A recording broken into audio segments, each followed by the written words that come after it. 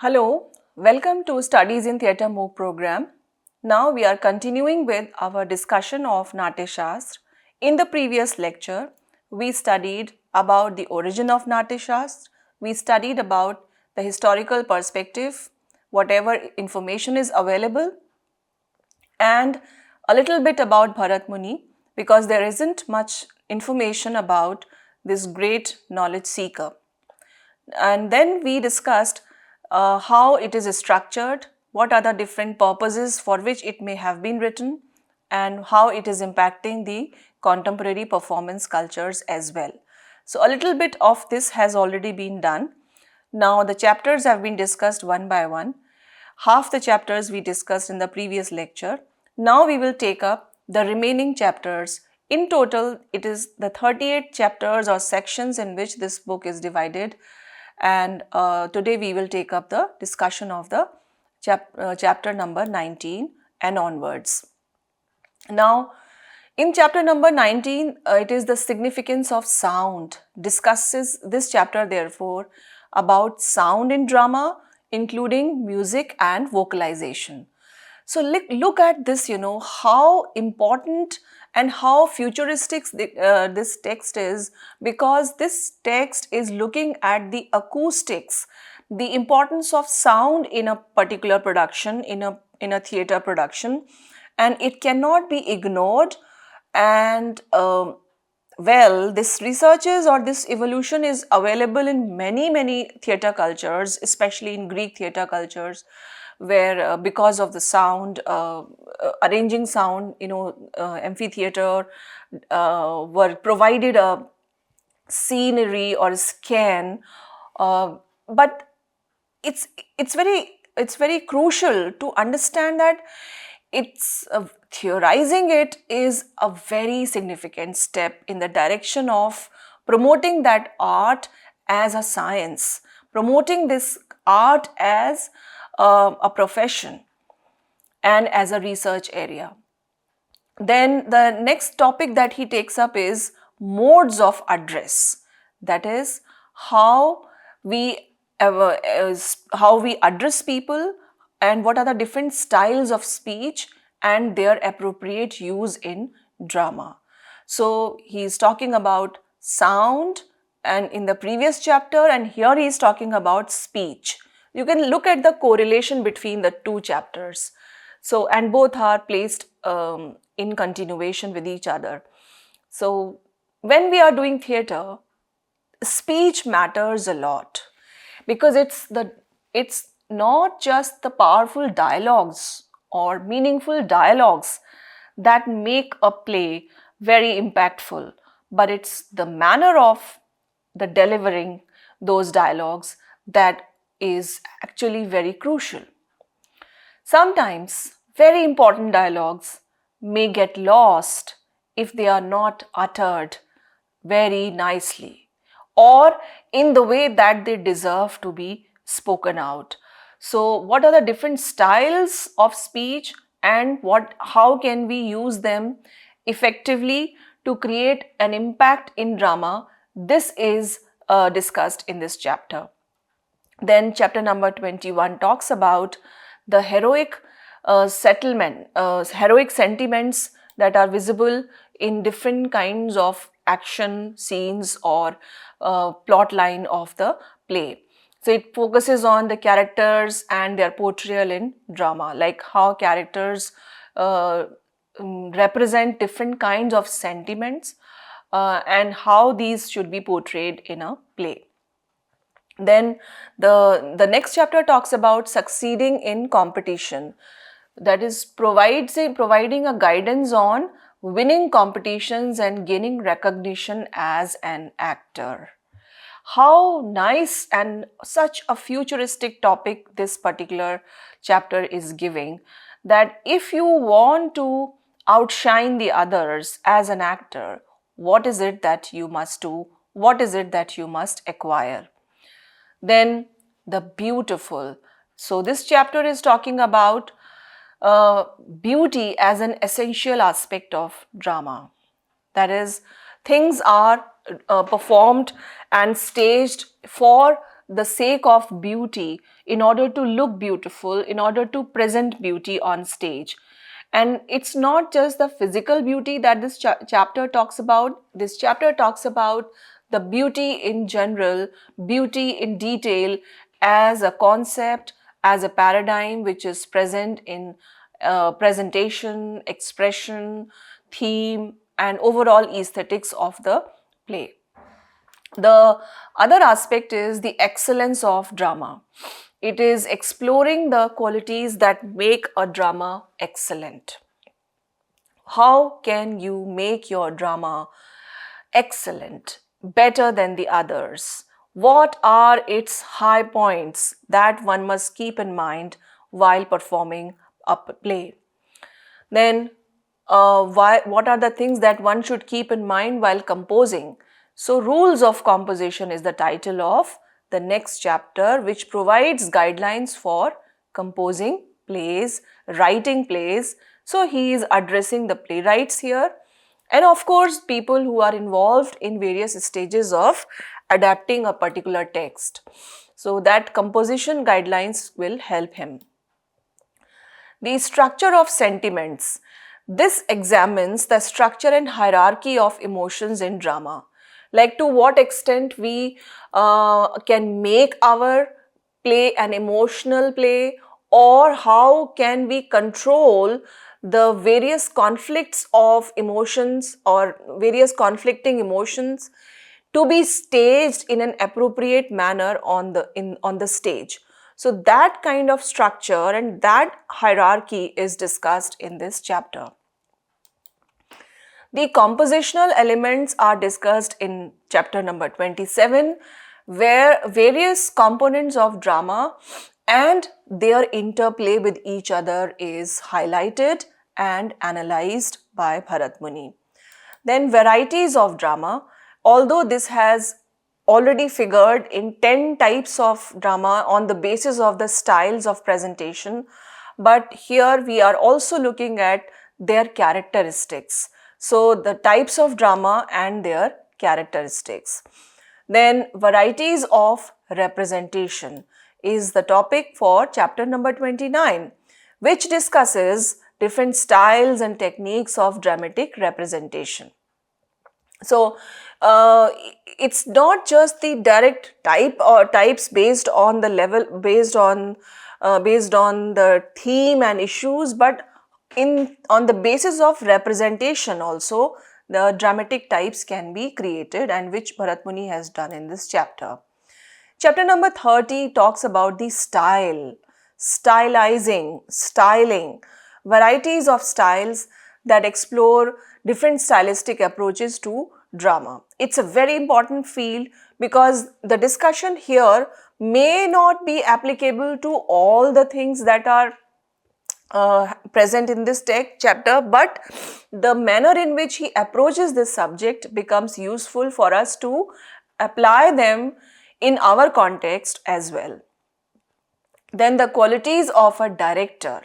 This is a very significant chapter, and directors often are people who somehow become directors by, evolution, by evolving, by hit and trial, by exposure, by experience. But there are certain do's and don'ts for directors as well, and he discusses the responsibilities of a director and the do's and don'ts. The global structure, overall organization, overall structure of a drama, what should it look like, what is it in its entirety, what is this field, that is the concept in chapter number 32.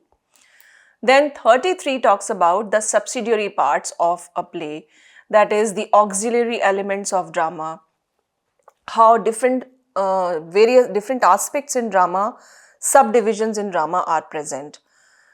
Then the remedies for defects. If some problem takes place, if there is some crisis, if there are some weaknesses, if there are some oversights, how to resolve them? Because a play writing and process of producing a play is a long process, and it is bound to have some ups and downs. And how should we handle them? What are the resolution methods?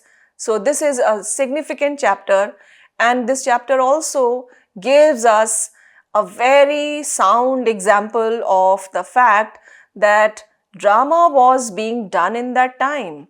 Theatre flourished in that time.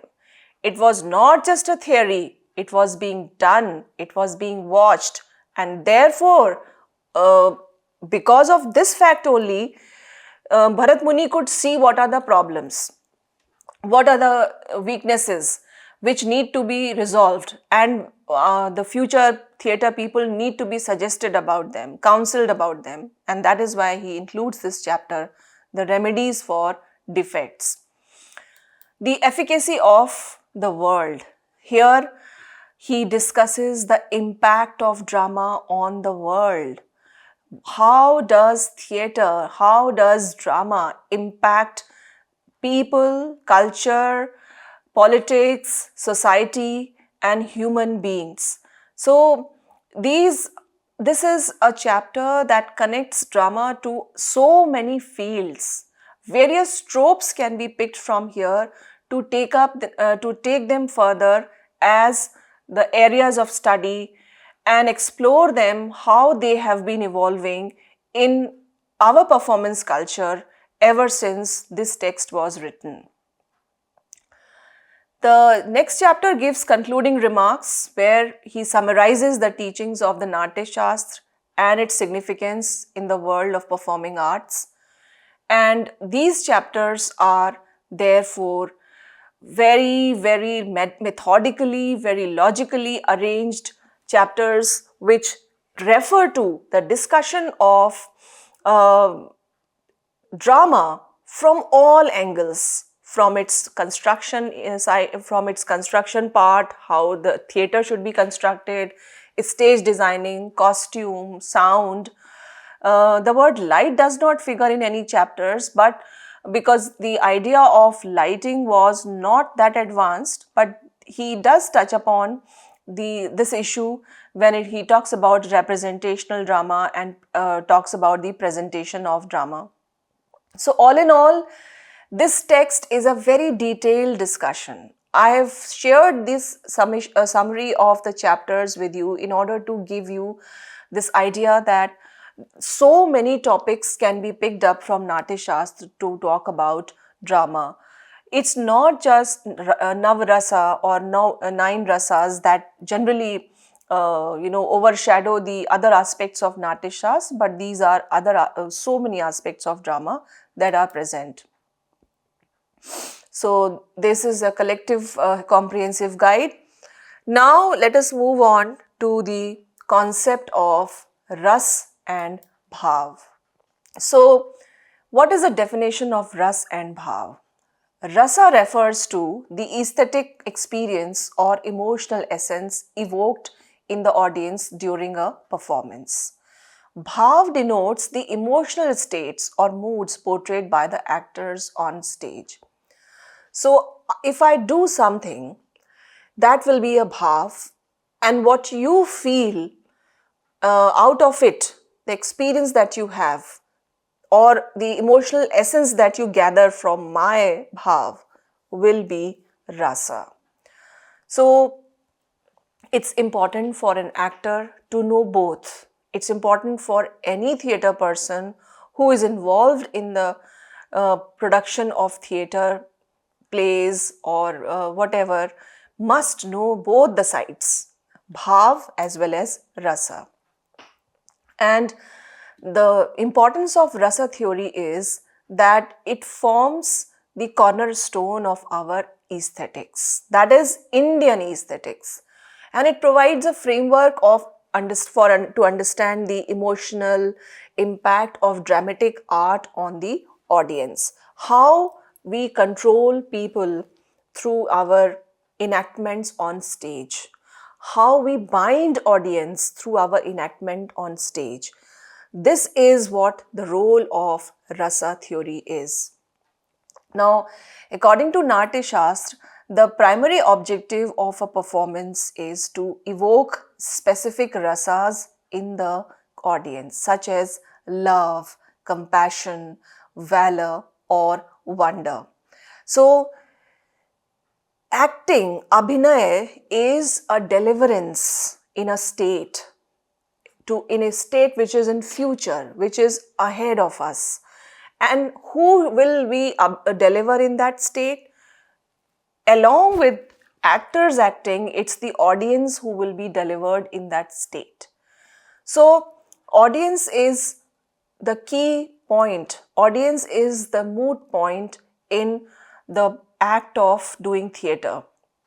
And Natyashastra therefore says that the primary objective of performance is to evoke specific rasas in the audience.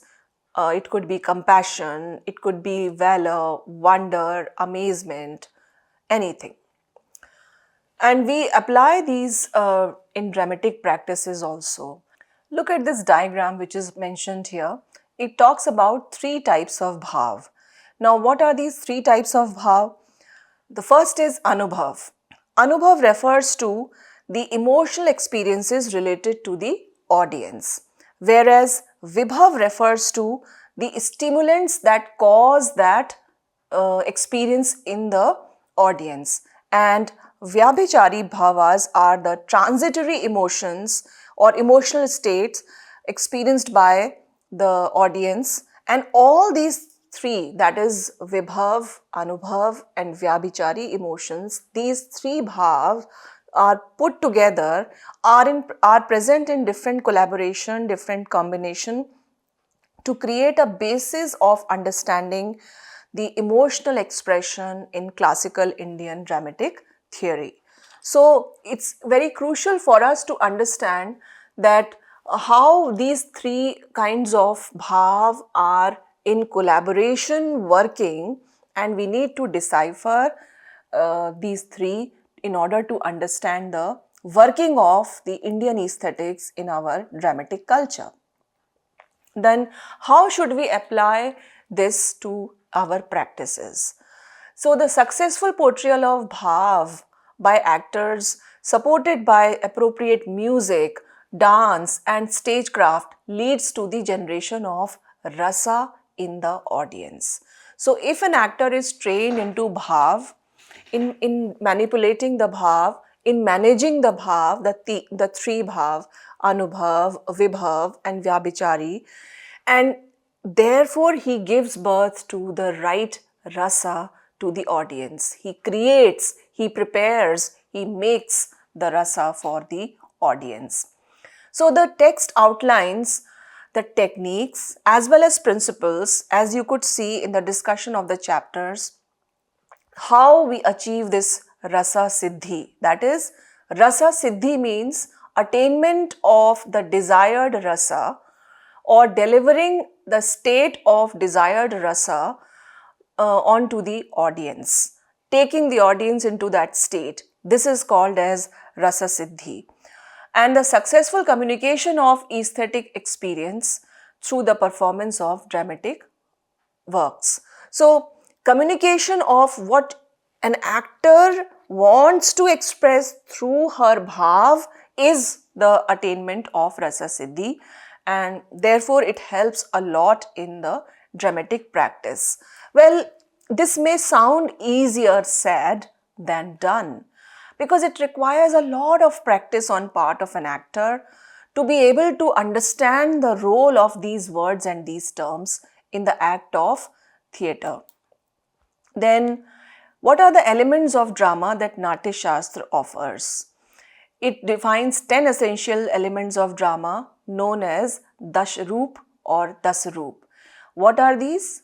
Plot, character, theme, diction, music, spectacle, emotion, rhythm, movement and sentiment. As I said that I will talk about these in detail in a separate lecture.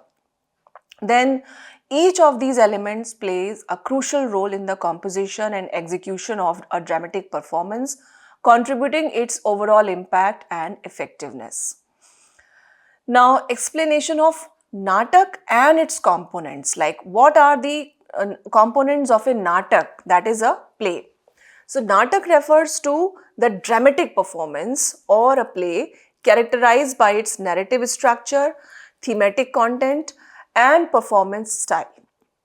So, Natak is different from dance, and dance, there can be dance inside the natak, and you can do natak, you can create dance for a natak.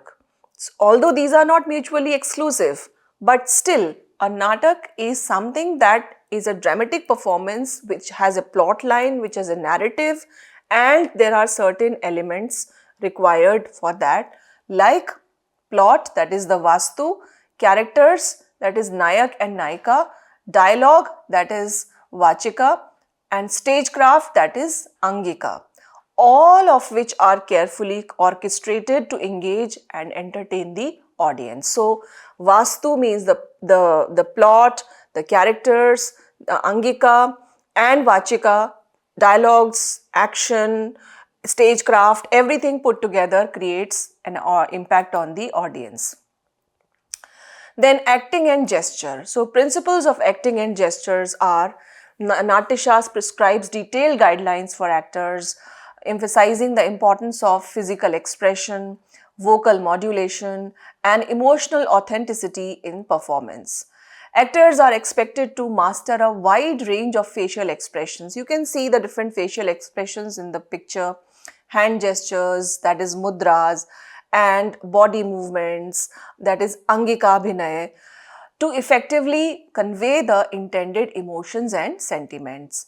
Abhinay or expressive communication, that is talking through your expressions, is considered a cornerstone of Indian classical dance and theatre. Even in dance, one has to master abhinay, and of course, for to be an actor, you have to master abhinay. It encompasses four main types. Angika means our body, that is physical expression. Vachika means our verbal expression. And aharya means how we look like, the whole demeanor that we have. And satvik means the internal emotional expression that we have, the internal makeup, the emotional makeup. The actor's ability to embody the essence of the character and evoke empathy from the audience is central to the success of a dramatic performance. So it's actor on whom rides the success of the entire stagecraft, entire play, entire drama. If an actor is not performing well, the play will fall flat. The play will not be able to take the audience into the right combination of rasas that the play has been written for. Therefore, the text offers guidelines for the portrayal of various characters, archetypes, and emotional states, which empower actors to relate with audience and so that they can create a profound impact on the audience. Then the use of music and dance. Natyashastra emphasizes that there is a very innate relationship between music, dance, and dramatic performance, and we cannot study them or we cannot go about them in isolation from each other. Then music and dance also serve as powerful tools for enhancing the emotional impact, rhythm, and mood of a theatrical presentation. They not only are the part of play, but they are also very important to enhance what the mainstream message of the play is, what the mainstream rasas of the play are. Music and drama are not merely embellishment. The dance is not just an embellishment in Indian aesthetic tradition. Music is not just an embellishment. It is essential. It is a component which quintessentially defines the aesthetic appeal and cultural resonance of our day-to-day life, our belief system, our faith, our likes and dislikes, and all that we are made of as cultural constructs. So these two things, dance and music, also help in setting the tone of the play.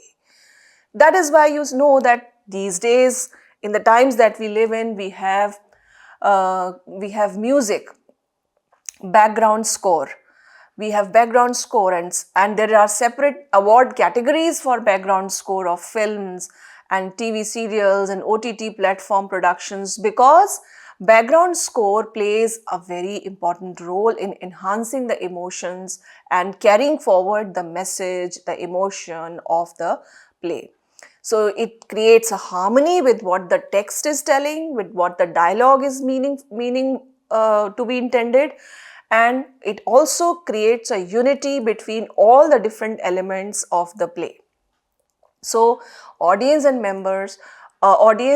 actors both are united in that feel of music, in that joy of music and dance while watching and performing the play.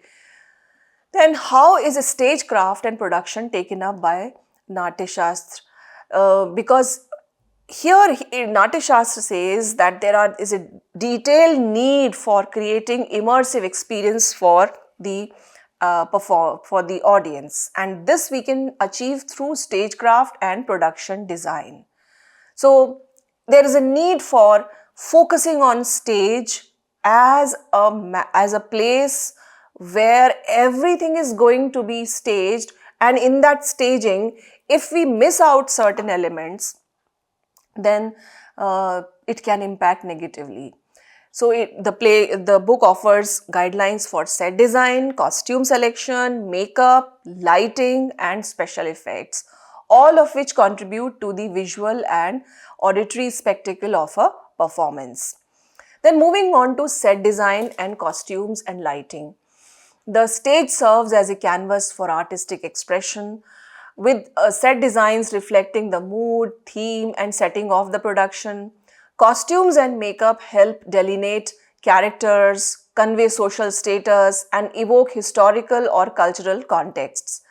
Lighting plays a crucial role in highlighting key moments, creating ambience, and directing the audience's focus. Well, that is something light is doing even today. So this is the role of light, the basic role of costume, the basic role of light, the basic role of stagecraft, the basic role of property, special effects is mentioned in Natyashastra. The basic parameter has not changed, although its manifestations are changing because of the advancing technology in the times that we are living in. Now, what is the influence of Natyashastra on the various things? It has a very enduring impact on the landscape of Indian theatre and performing arts. Where it is a foundational text, as I told you in the beginning, and it has shaped the aesthetic sensibilities, performance techniques, and philosophical underpinnings of our dramatic traditions.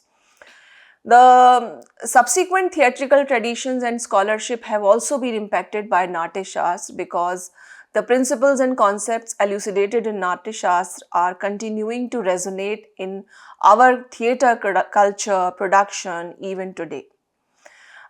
We are all drawing inspiration as scholars, enthusiasts of theatre, writers of plays, actors, to better our art of staging plays even today. So whether it's the aesthetics department, whether it's the emotional department, whether it's the intellectual department, all rely heavily to take resource and to take help from Natyashastra for various purposes. So modern interpretations of Natyashastra are available so much. Despite its ancient origins, this has not grown old for us. The book is continuing to inform and inspire the theatrical aspects of the modern times as well.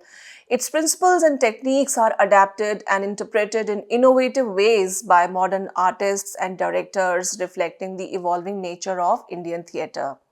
Some of the examples are contemporary theatre productions often draw on principles like rasa, bhav, and abhinay to create meaningful performances.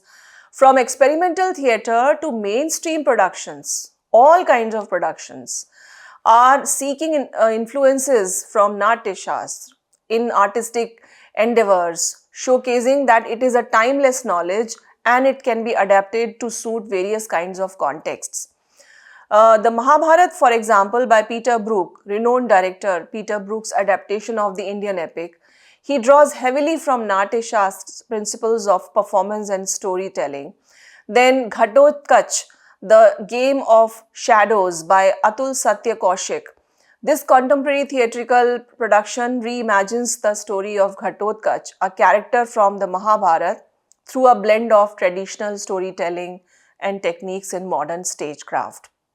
So this is how we can see how Natyashastra is shaping our understanding of drama on the stage, off the stage, among the audience, and as well as in the research spheres. There is a need, I must reiterate, for all of us to take this text further and also explore its other connections with maybe possible the similar texts that existed in time, and that is possible only when we dig our past for the real quest of knowledge.